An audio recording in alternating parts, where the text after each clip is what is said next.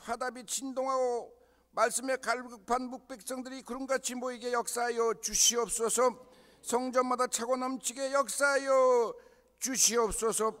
모든 성도 세계는 성령에 따라 살게 하시고 레마의 음성을 듣고 환상의 기적을 보고 체험하게 하여 주옵소서. 가난한 자를 부욕케 하여 주시옵소서. 병든 자를 낫게 하여 주시옵소서. 묶인 자를 해방케 하여 주시옵소서. 이사와 표적의 주인공으로 우리 모두를 삼아 주시옵소서. 임마누엘의 하나님, 야일의 하나님, 놀라운 축복 은혜로 2017년 첫걸음을 시작합니다. 새 은혜와 새 능력과 새 축복을 주심을 믿습니다.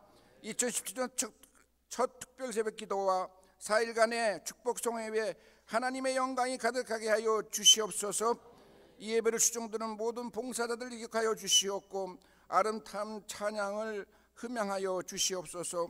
이 모든 말씀 예수님의 이름으로 기도합니다. 새해 복 많이 받으십시오. 아멘.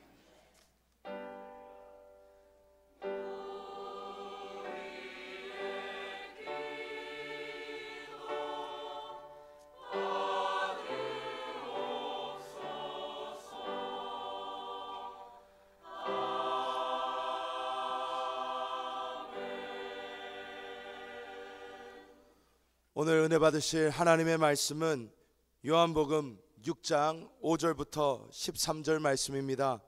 신약성경 151페이지입니다. 다 같이 합독하시겠습니다. 예수께서 눈을 들어 큰 무리가 자기에게로 오는 것을 보시고 빌립에게 이르시되 우리가 어디서 떡을 사서 이 사람들을 먹이겠느냐 하시니 이렇게 말씀하심은 친히 어떻게 하실지를 아시고 빌립을 시험하고자 하심이라. 빌립이 대답하되 각 사람으로 조금씩 받게 할지라도 200데나리온의 떡이 부족하리이다. 제자 중 하나 곧 시몬 베드로의 형제 안드레가 예수께 여짜오되 여기 한 아이가 있어 보리떡 5개와 물고기 2마리를 가지고 있나이다. 그러나 그것이 이 많은 사람에게 얼마나 되겠사옵나이까? 예수께서 이르시되 이 사람들로 앉게 하라 하시니 그곳에 잔디가 많은지라 사람들이 앉으니 수가 5,000명쯤 되더라. 예수께서 떡을 가져 축사하신 후에 앉아있는 자들에게 나눠주시고 물고기도 그렇게 그들의 원대로 주시니라. 그들이 배부른 후에 예수께서 제자들에게 이르시되 남은 조각을 거두고 버리는 것이 없게 하라 하시므로 이에 거두니 보리떡 5개로 먹고 남은 조각이 12바구니에 찼더라. 아멘.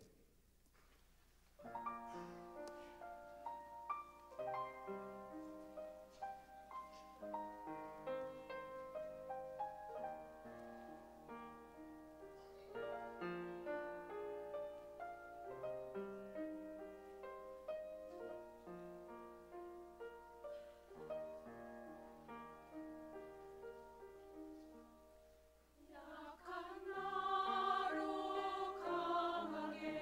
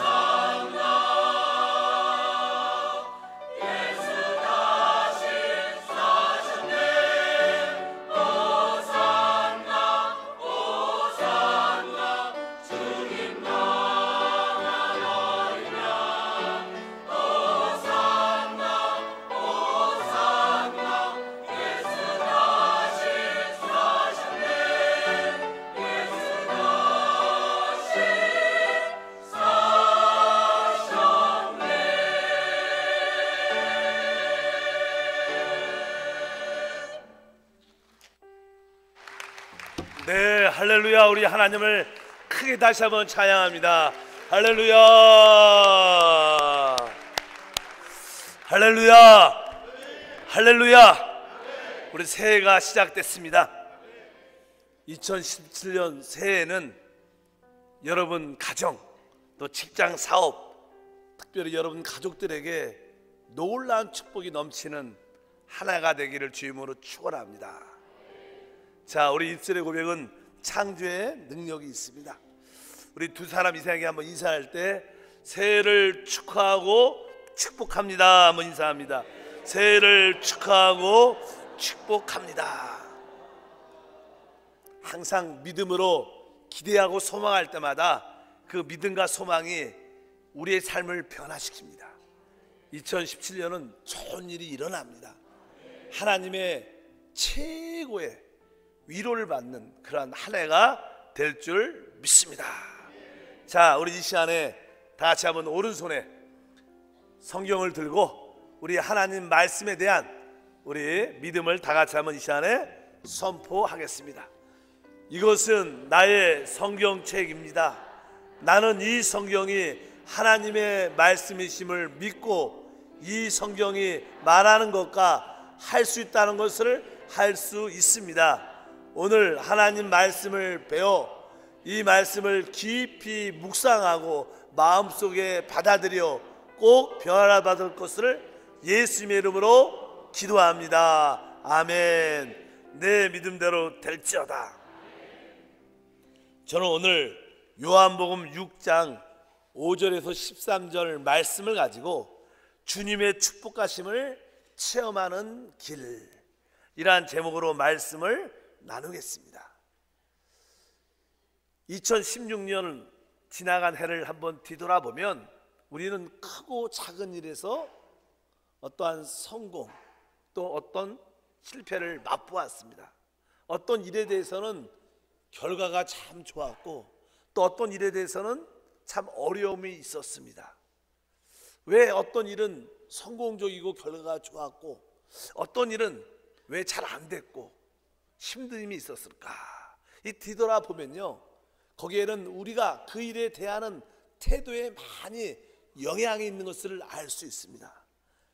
결과가 좋고 성공적인 일에 우리 마음의 자세를 자세히 보면 항상 그 일에는 좀 긍정적인 마음, 적극적인 마음, 창조적인 그러한 미래적인 그런 마음을 갖고 달려갔기 때문에 결과가 좋았다고 보통 볼 수 있고요.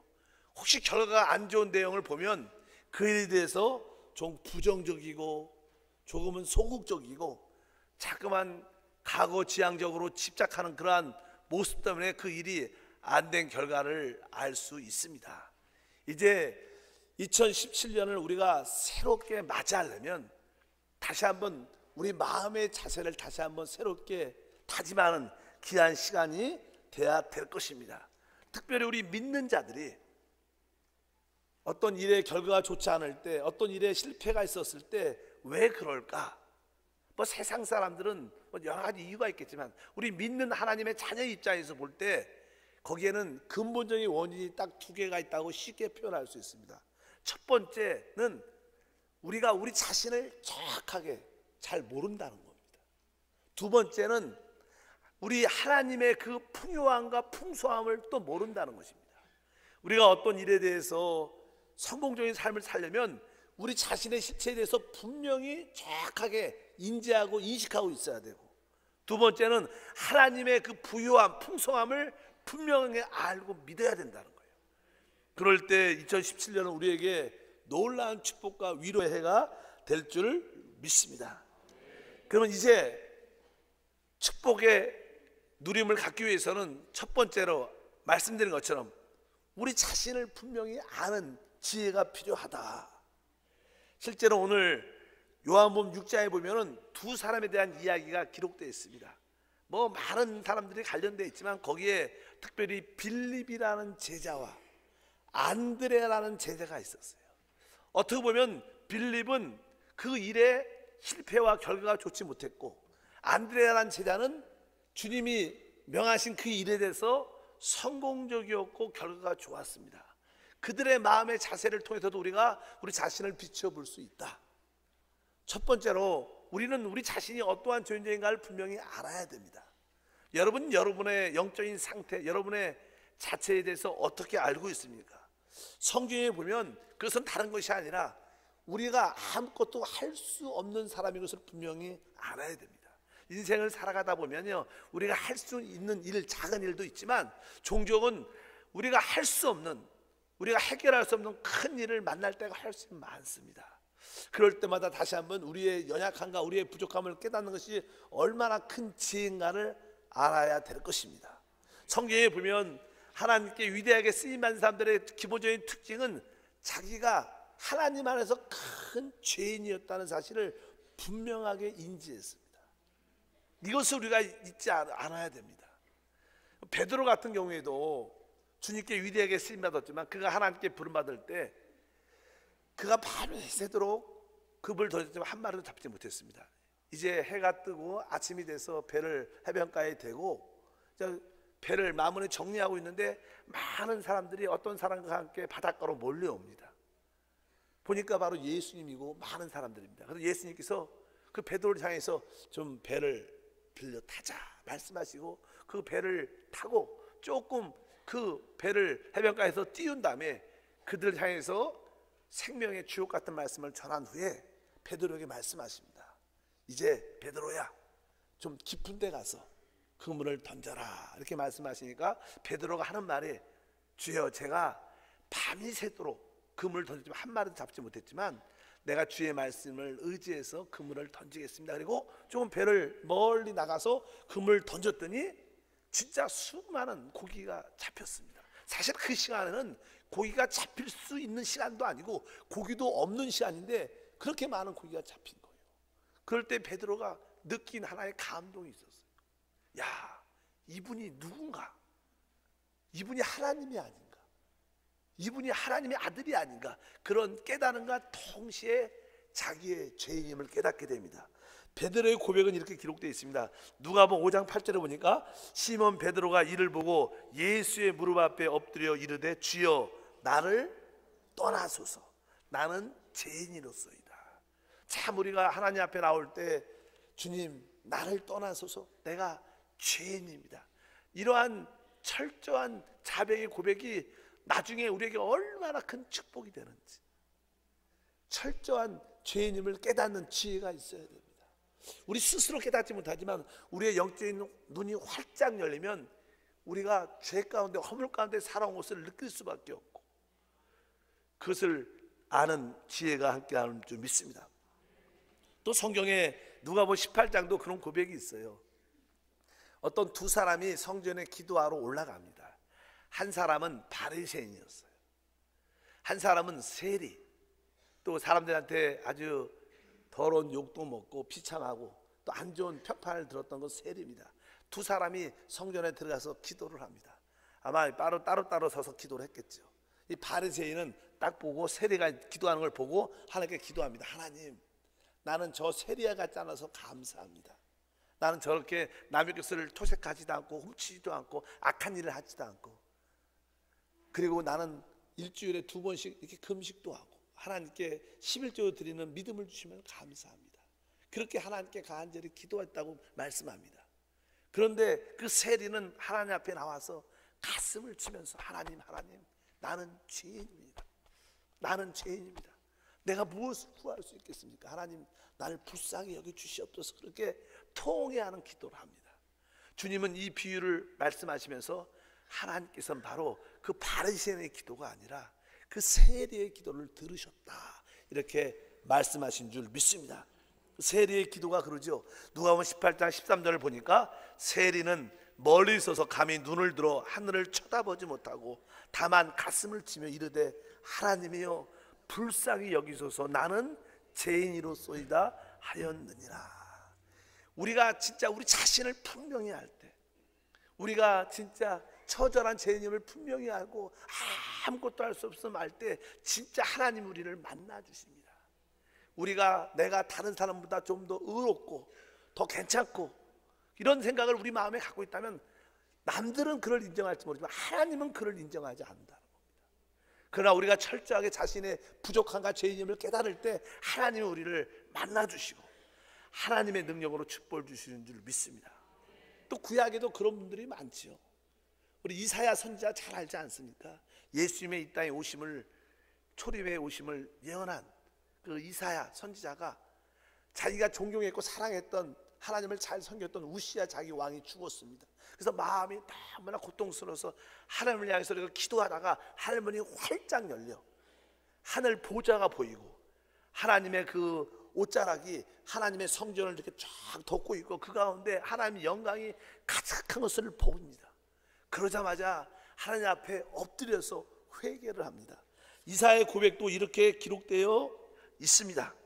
우리 한번 6장 이사야 5절에 보니까 그때 내가 말하되 화로다 나여 망하게 되었도다.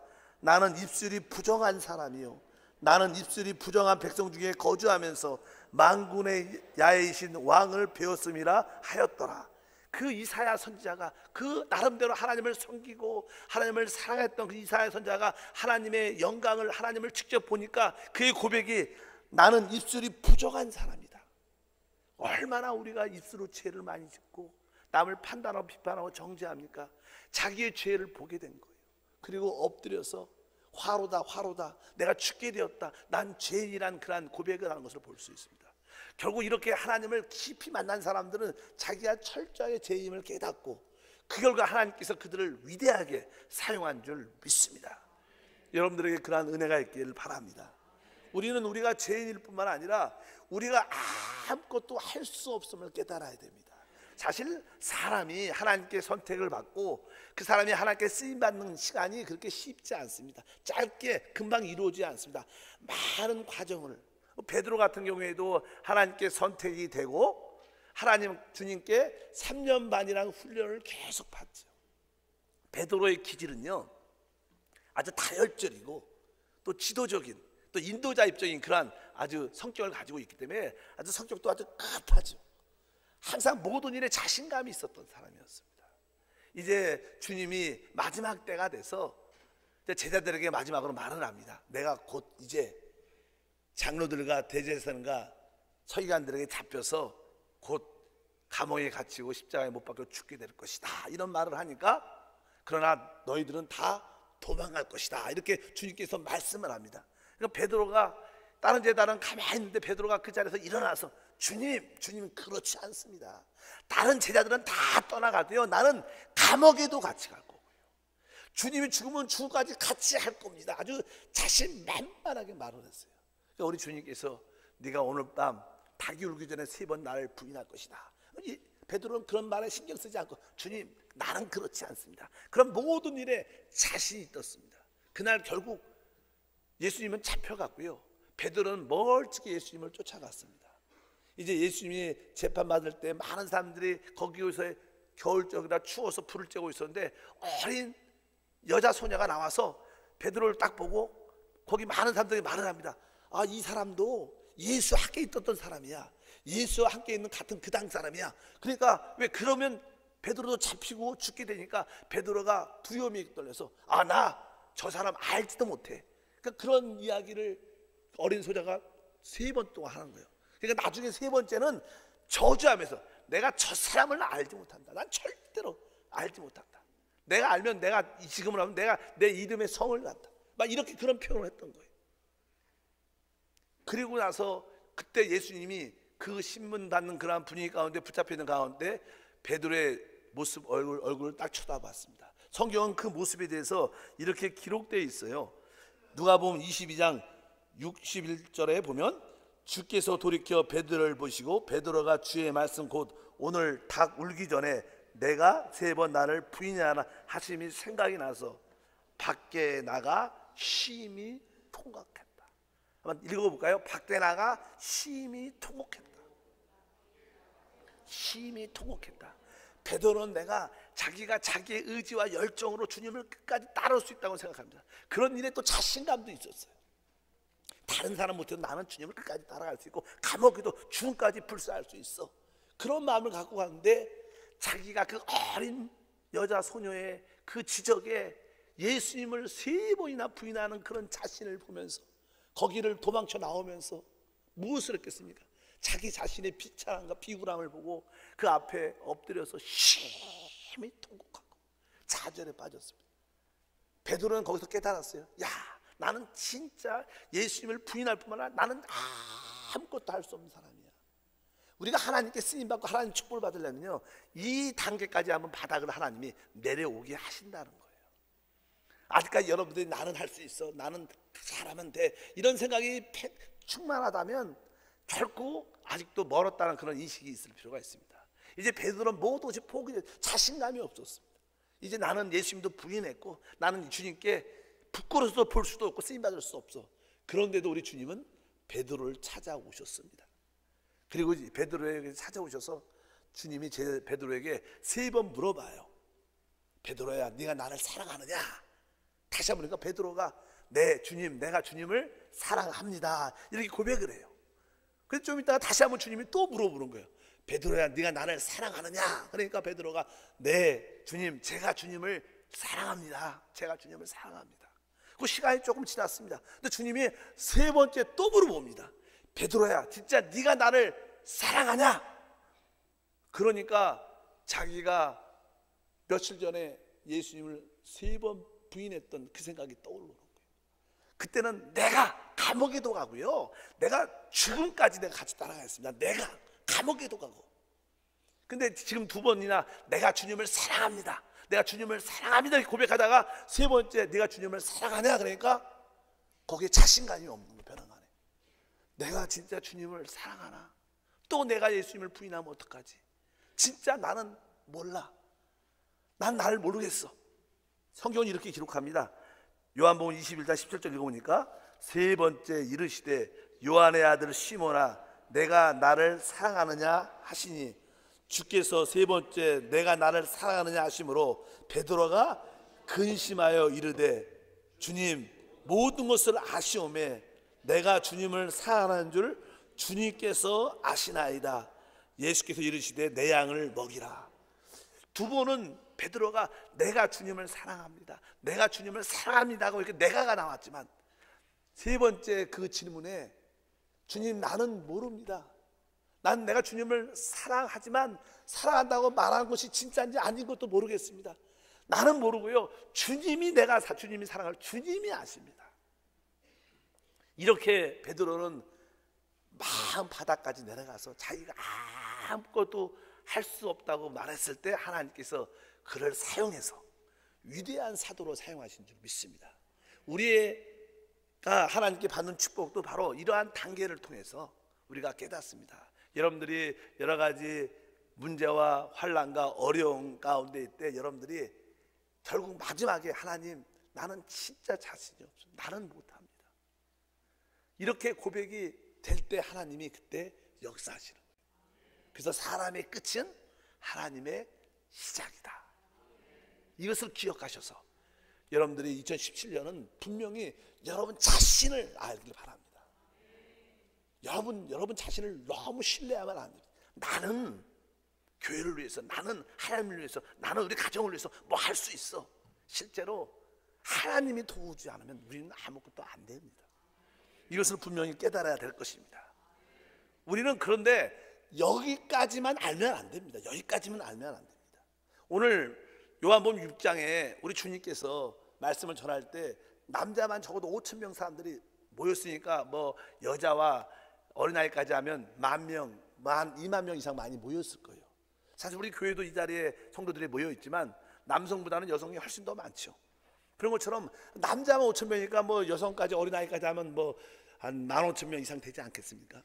그 수많은 사람들에게를 주님은 다 아시고 그 빌립에게 어디서 우리가 사서 이들에게 먹을 걸 줄까? 우리 주님은 답을 다 알고 계셔요. 믿으시면 아멘. 우리 주님은 여러분에게 필요한 모든 것을 다 알고 계시고 필요할 걸 예비하신 줄 믿습니다. 다만 우리 주님은 여러분에게 믿음을 보기를 원하세요. 우리 하나님은 여러분에게 복을 주실 때 그냥 복을 주시는 게 아니에요. 여러분의 믿음을 통해서 복을 주십니다. 그래서 믿음을 보기를 원했기 때문에 그 빌립에게 말을 했습니다. 그러니까 빌립은 믿음으로 보질 않고요, 주님, 우리에게 일단은 떡이 있어도 돈이 있어야 되지 않습니까? 돈이 있으려면 적어도 200데나리안 돈이 있어야 됩니다. 그 당시 노동자의 하루의 임금이 한 데나리온이니까 뭐 200데나리온이니까 200배지 200배. 그러니까 뭐 거의 한 1년치 정도 임금 되는 많은 돈이 있어야 됩니다. 설사 우리가 이런 돈이 있을지라도, 돈도 없지만 이런 돈이 있을지라도 이 떡을 어디서 살 수 있습니까? 안 됩니다. 바로 안드레는, 아니 빌립은 그런 생각을 가졌어요. 항상 자기 입장에서 주님의 부유함을 보지 않았어요. 우리가 할 수 없다, 우리는 안 된다, 이것만 봤어요. 우리가 아까 말씀드린 것처럼 나는 죄인이고 나는 아무것도 할 수 없습니다, 여기까지만 알면 안 되는 거예요. 우리는 여기를 넘어서 이제 나는 안 되지만 주님은 부유하시고 주님은 풍성하시고 주님만이 답이 있다, 이것을 믿으셔야 돼요. 바로 우리 빌립은 그것을 믿지 못했어요. 자기가 아무것도 할 수 없음을 알았지만 안드레라는 제자는 그런 작은 것을 보지 않고 자신을 보지 않고 할 수 없음을 보지 않고 바로 주님의 크신 능력을 보고 이곳저곳을 찾아가서 어린 소녀가 가지고 있는 점심 양의 한 음식을 얻어왔어요. 보르떡 5개, 물고기 2마리죠. 뭐 어린 아이가 먹을 수 있는 하루의 양밖에 안 됩니다. 그것을 주님께 가지고 옵니다. 주님, 제가 찾은 것은 이거밖에 없습니다. 이것이 아무것도 아니지만 하고 주님께 드렸더니 주님이 그것을 받으시고 축사하사 5,000명을 먹이고도 12바구니가 남는 놀라운 축복이 함께할 줄 믿습니다.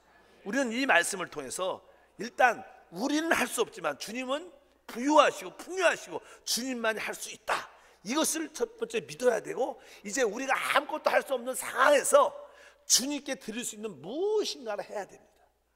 여러분, 모든 것은 심은 대로 거두게 돼 있어요. 아무것도 없는 데서 아무것도 안 납니다.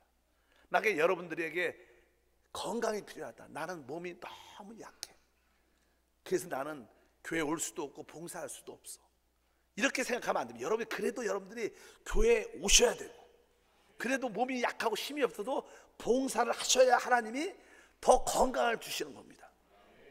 저도 이 청년 때 몸이 많이 아팠습니다. 그래도 그 아픈 몸을 끌고 교회 와서 봉사하고 남들은 쉬라고 말했지만 아니야, 그래도 내가 언제 죽을지 모르는, 내가 사는 동안에 그 주님한테 봉사해야지. 교사로서 봉사하다가 점점점 건강해진 거예요. 우리가 가지고 있는 작은 건강을 드리면, 연약감을 드리면 하나님이 그 위에 복을 주시는 거예요. 여러분, 이제 우리가 숫자적으로 0 곱하기 100, 1000, 만해도 0이에요. 그러나 우리가 가지고 있는 1이 있어도 1 곱하기 100은 100입니다. 1000입니다. 많이 되는 거예요. 우리가 아무것도 안 드리면 아무것도 없는 거예요. 그러나 여러분들이 가지고 있는 작은 남아있는 건강이라도, 남아있는 작은 물질이라도, 남아있는 작은 버릇이라도 하나님께 드리면 하나님이 그것을 축소하시는 거예요. 우리가 드린 것이 크다는 게 아니죠. 하나님의 축복은요, 우리가 가진 것에 달려있지 않아요. 하나님의 축복은 하나님이 축복하심에 달려있는 거예요. 그분의 은혜에 달려있는 거예요. 그것을 분명히 믿으시고, 우리의 우리가 있고 없고를 따지지 마시고 여러분들이 있는 가운데 여러분의 작은 것들을 하나님께 드리길 주의 이름으로 축복합니다. 그러면 우리 주님은 그것을 받으시고 그 위에 축사하셔서 그 위에 복과 은혜를 더해주실 줄 믿습니다. 성경에 누가복음 6장 38절에 말씀하죠. 주라, 그러면 너에게 줄 것이니 곧 후이 되어 늘고 흔들어 넘치도록 하여 너에게 안겨 주리라. 하나님은 먼저 우리가 주고 심을 때 그 위에 복을 주시겠다. 이것이 바로 심고 거두는 법칙의 이 우주적인 법칙인 줄 믿다. 이 땅의 모든 만물은 다 심고 거두는 겁니다. 우리 주님도 이 땅에 하나의 미랄로 오셨어요. 우리 하나님에게는 독생자 아들 예수 한 분밖에 없었어요. 근데 그분이 하나의 미랄로 이 땅에 오셔서 그분이 땅에 떨어져 죽으니까, 십자가에서 죽으니까 여러분과 저 같은 많은 하나님 아들을 얻으신 거예요. 그분도 심으셨기 때문에 많은 아들을 얻으신 줄 믿습니다. 우리가 가지고 있는 것을 하나님께 드리는 훈련을 배워야 됩니다. 그래서 여러분들이 진정한 축복을 받기를 원하면, 진짜 건강의 축복을 받기 원하면 여러분들이 주님을 위해서 몸으로 봉사를 하셔야 돼요. 뭐 성가대, 남동성교회 여러 가지 마음으로 봉사를 하시면 하나님이 건강의 복도 주시고, 여러분들이 물질이 부족하면 물질을 심으셔야 됩니다. 11조를 심으셔야 되고, 조금은 구제, 또 성경을 한다 그러면 조금이라도 심으셔야 돼요. 심지 않으면 아무것도 없습니다. 여러분의 생각과 다른 겁니다. 여러분들이 하고 싶고 안 하고 싶고 그 문제가 아니에요. 이것은 여러분들이 사느냐 죽느냐의 문제예요. 여러분 마음이 하고 싶다 하면 이거 문제가 아니라 여러분들이 심을 때 그 위에 하나님께서 복을 더하실 것이다. 갈라디아서 6장 7절과 8절에 말씀합니다. 스스로 속이지 말라. 하나님은 업신여기를 받지 아니하시나니 사람이 무엇으로 심든지 그대로 거두리라. 자기의 육체를 위하여 심는 자는 육체로부터 썩어질 것을 거두고 성령을 위하여 심는 자는 성령으로부터 영생을 거두리라. 이렇게 그 안드레처럼 작은 어린아이가 먹을 점심에 작은 양을 갖고 왔지만 그것이 5,000명을 먹이고 12광주에 남는 놀라운 역사가 함께 한 것처럼 하나님의 축복이 나타나기 시작하는 줄 믿습니다. 바로 우리 하나님은 이렇게 역사하셔요. 그래서 우리가 하나님의 축복을 2017년에 누리려면 여러분들이 이러한 믿음을 가져요. 아, 나는 진짜 죄인이고 아무것도 할 수 없는 사람인 걸 처절하게 깨닫고, 그러나 그에게 이제 하나님의 축복을 사모하는 마음으로 내게 남은 것이 있다면 그것이라도 조금이라도 하나님께 믿음으로 심으면서 한 발 한 발 나가면 하나님이 그 위에 축사하사 30배, 60배, 100배, 만배의 복을 더해 주실 줄 믿습니다. 시편 81편 10절에 말씀합니다. 나는 너를 애굽 땅에서 인도하여 낸 야의 내 하나님이 내 입을 크게 열라. 내가 채우리라. 우리 하나님은 채우신 하나님. 우리 하나님은 성령이십니다. 성령은요 공기죠. 공기란 뜻입니다. 공기, 영이란 공기란 뜻입니다. 공기는요 항상 이렇게 비워진 상태가 되면 항상 그곳에 채워집니다. 우리가 우리 자신을 비울 때마다 하나님은 우리를 채우십니다. 그러나 여러분들이 여러분을 뭘 꽉 채우고 있으면 성령도 들어올 자리가 없어요. 실제로 많은 사람들은 작은, 자기가 생각하는 작은 축복을 손으로 이렇게 잡고 있어요. 작은 축복이죠. 근데 우리가 이게 손으로 어떤 작은 물질을, 축복을 이렇게 잡고 있으면 더 큰 것을 잡을 수가 없어요. 여러분들은 더 큰 걸 잡으려면 어떻게 해요? 잡고 있는 작은 것을 내려놔야 다른 것을 큰 게 잡을 수 있는 거예요. 많은 사람들이 자기 생각에 작은 것들을 붙잡고 있는 거예요. 그러니까 더 큰 것을 잡지 못하고 하나님의 부요함과 풍요함을 누리지 못하는 사람이 많다는 것입니다. 여러분들이 하나님의 부요함과 풍요함을 믿으시고 내려놓고 비우시고 새롭게 크게 입을 활짝 여시면 하나님의 채워주는 역사가 함께 할 줄 믿습니다. 2017년은 동일하게 우리 모두에게 주어졌습니다. 여러분이나 저에게 동일하게 주어졌습니다. 이제 우리는 마음을 활짝 열어서 이제 하나님, 나는 새 은혜를 사모합니다. 새 능력을 사모합니다. 새 축복을 사모합니다. 이렇게 갈망하는 마음이 있어야 돼요. 작년이나 올해나 다 똑같아. 이렇게 기대하는 마음이 없으면 아무것도 생기지 않습니다. 아니야, 2017년은 하나님이 나에게 가장 많은 위로를 주신 하나일 거야. 그동안 내가 많은 문제 때문에 응답받지 못해서 마음에 어려움이 있었지만 2017년 하나님이 나에게 최고의 위로를 주실 거야. 우리 주님이 나를 위로해 주신다고 말씀하셨어. 오늘 우리 가정이, 직장이, 자녀의 모든 범사에 놀라운 일들이 함께 할 거야. 이런 기적을 기대하길 바랍니다. 새 은혜를 사모하고 새 능력을 사모하고 새 축복을 사모하는 마음을 가져야 됩니다. 그러기 위해서는 하나님 먼저 우리에게 새 영과 새 마음을 부어준다고 말씀하십니다. 에스겔서 36장 26절과 27절 읽어보니까 또 새 영을 너희 속에 두고 새 마음을 너희 속에 주되 너희 육신의 굳은 마음을 제거하고 부드러운 마음을 줄 것이며, 바로 우리 하나님께서 우리에게 새 축복을 주기 위해서 새 영을 부어줄 것이고 새 마음을 준다고 말씀합니다. 우리 마음, 육신 안에 있는 굳어진 딱딱한 마음, 하나님 말씀을 들을 때도 부드러운 마음을 들어야 돼요. 여러분 마음이 활짝 열리는 마음으로 들어야 돼요.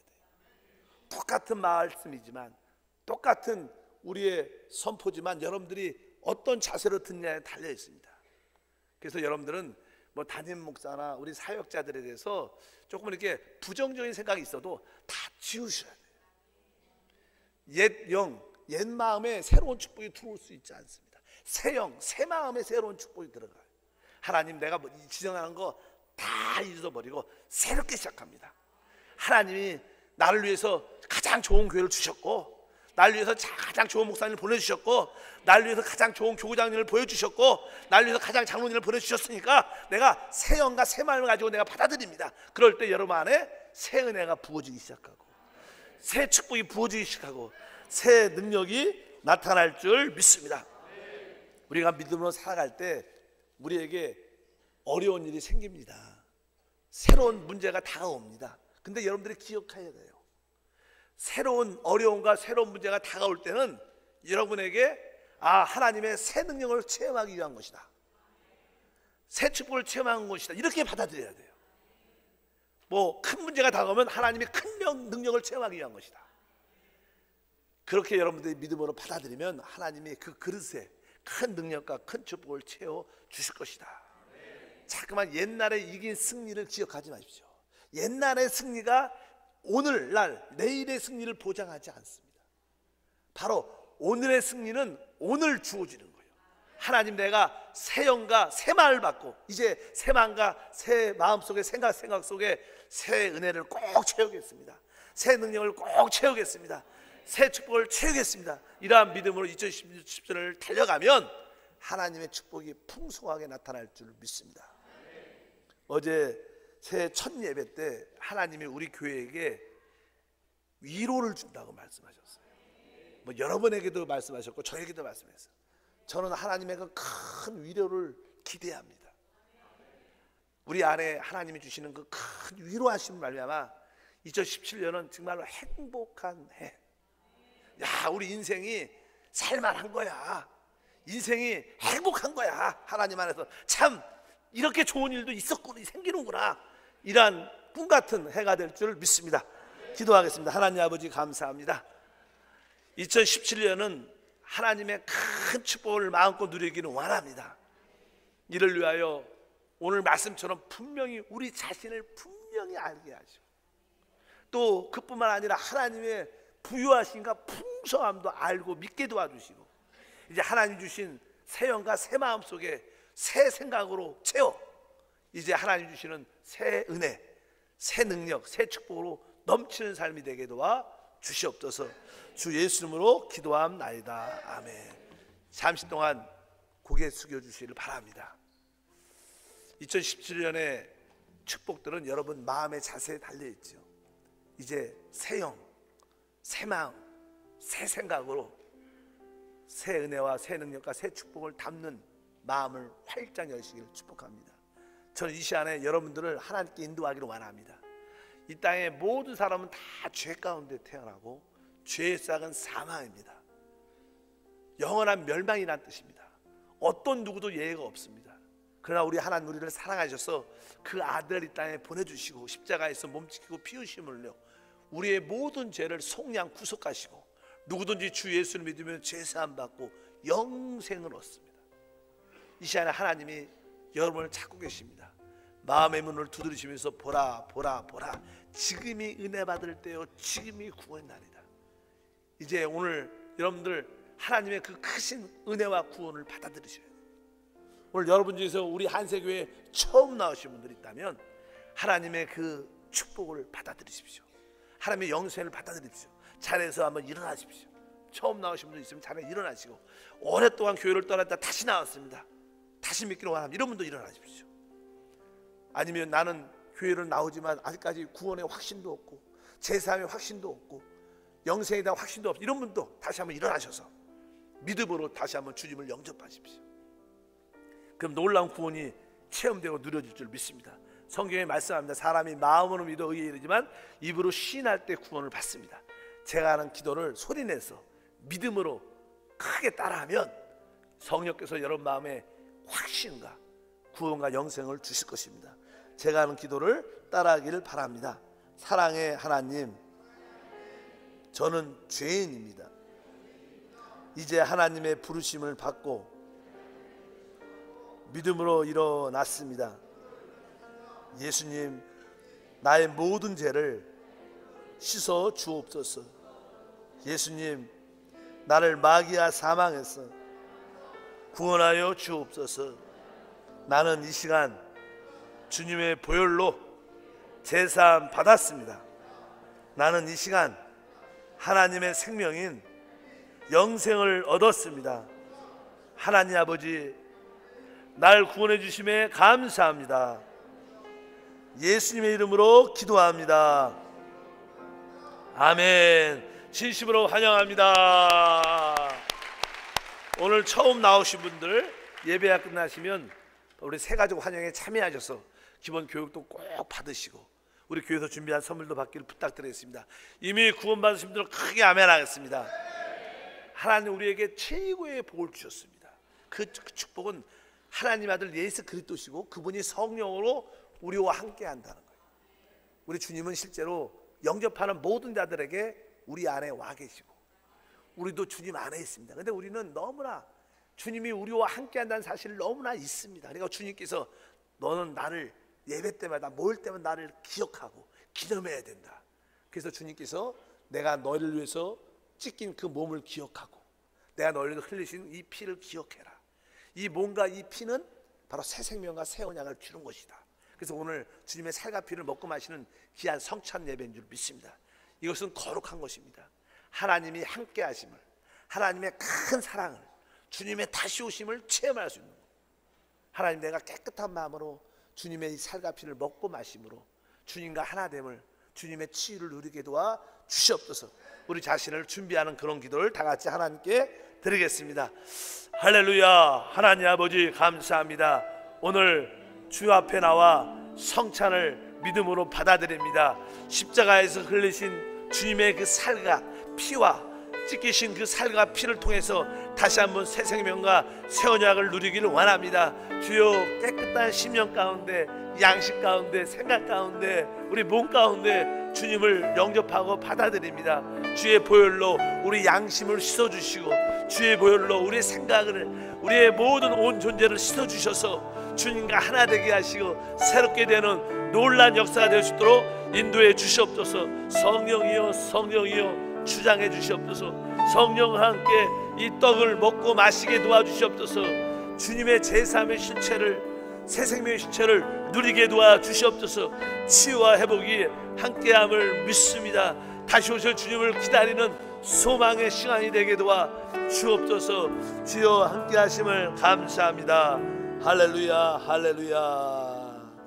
내가 너희에게 전한 것은 주께 받은 것이니 곧 주 예수께서 잡히시던 밤에 떡을 가지사 축사하시고 떼어 이르시되 이것은 너희를 위하는 내 몸이니 이것을 행하여 나를 기념하라 하시고 식후에 또한 그와 같이 잔을 가지시고 이르시되 이 잔은 내 피로 세운 새 언약이니 이것을 행하여 마실 때마다 나를 기념하라 하셨으니 너희가 이 떡을 먹으며 이 잔을 마실 때마다 주의 죽으심을 그가 다시 오실 때까지 전하는 것이니라.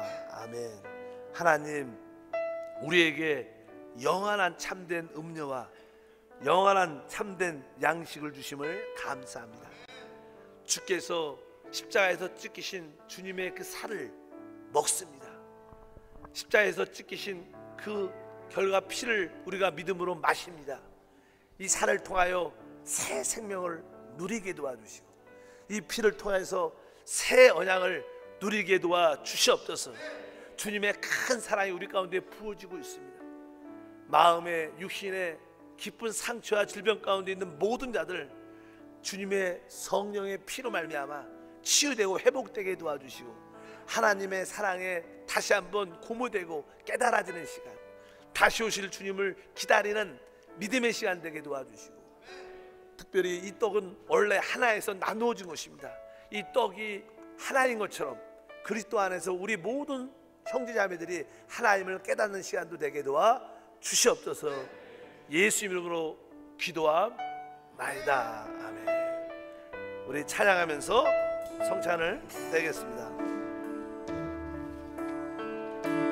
아무 없고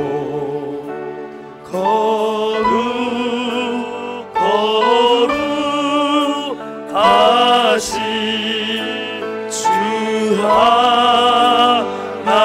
하나님 어린 양이 죽임을 당하겠네.